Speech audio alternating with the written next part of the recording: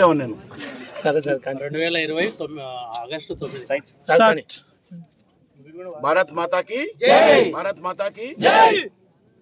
మిత్రులారా, ఈరోజు కొల్లాపూర్లో బీజేపీ ఆవిర్భావ దినోత్సవం సందర్భంగా కార్యకర్తలంతా జెండా ఎగిరేసి ఇక్కడ కొల్లాపూర్ దగ్గర నుండి సోమశిలలో 50 సంవత్సరాలుగా రైతులు, పేద రైతులు, దళిత రైతులు, బడుగు బలహీన రైతులు ఎకరా భూమి ఉండి సాగు చేసుకుంటున్న రైతులు ఆ ఊరు మునిగినప్పుడు వాళ్ళకి అసైన్మెంట్ చేశారు. వాళ్ళందరూ కూడా దున్నుకుంటున్న రైతులు, వాళ్ళకి పట్టా పాస్బుక్లు ఉన్నాయి.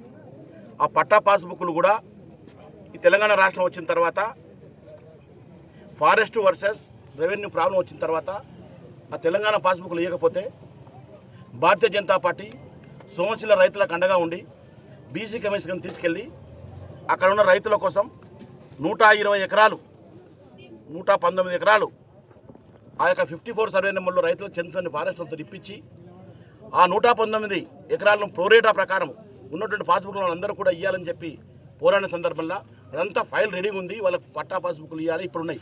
వాళ్ళు మాత్రం 50 సంవత్సరాలుగా దున్నుకుంటున్నారు, పేద రైతులు. అక్కడ మంత్రి గారి అనుచరులు కానీ ఎవరైనా కూడా ఇండ్లు కట్టుకోవచ్చు, ఆడ తీసుకొని క్వార్టర్లు కట్టవచ్చు, గెస్ట్ హౌస్లు కట్టవచ్చు. కానీ పేద రైతులు భూములు గుంజుకొని ఇలా ప్రైవేటు వ్యక్తులకు దారతనం చేస్తున్న విషయాన్ని మా దృష్టికి వచ్చింది. ఇది కాదు, 54 సర్వే నెంబర్లో మీరు ఇట్లా ఒకలా ఈరోజు రిక్రియేషన్ కోసం, టూరిజం కోసం మీరు వాడాలనుకుంటే, డెవలప్ చేయాలనుకుంటే, ఈరోజు డెవలప్మెంట్ కోసం ముందున్న party BJP party, national highway ఇచ్చిన పార్టీ బీజేపీ పార్టీ, సోమశిల కోసం ఆలోచించిన పార్టీ బీజేపీ పార్టీ, ఈరోజు అదేవిధంగా టూరిజంకి ఇచ్చిన పార్టీ బీజేపీ పార్టీ. డెవలప్మెంట్ కోసం ముందుంటుంది కాబట్టి ఆ డెవలప్మెంట్ కోసం ముందుండే వ్యక్తిగా నేను ఏమన్నా 54 సర్వే నెంబర్ల రైతులందరూ పిలిపియండి. టూరిజంకి ఏం కావాలి, మీకు 10 ఎకరాలు కావాలా, 20 ఎకరాలు కావాలా, రైతులతో సమావేశం చేయండి, వాళ్ళకి న్యాయం చేయండి. ఎకరం ఉన్న దగ్గర 10 గుంటలు తీసుకోండి, మీరు డెవలప్ చేస్తుంటే ఆ ఎకరకు వాల్యూ ఇవ్వండి, వాళ్ళు బతుకుతారు. అది నా ఆలోచన, అది తప్ప వేరే లేదు. అక్కడ రకరకాల కథలు చెప్తున్నారు, ఏమి కథలు లేవు. పేద రైతులు అక్కడ ఉన్న ప్రాక్టీస్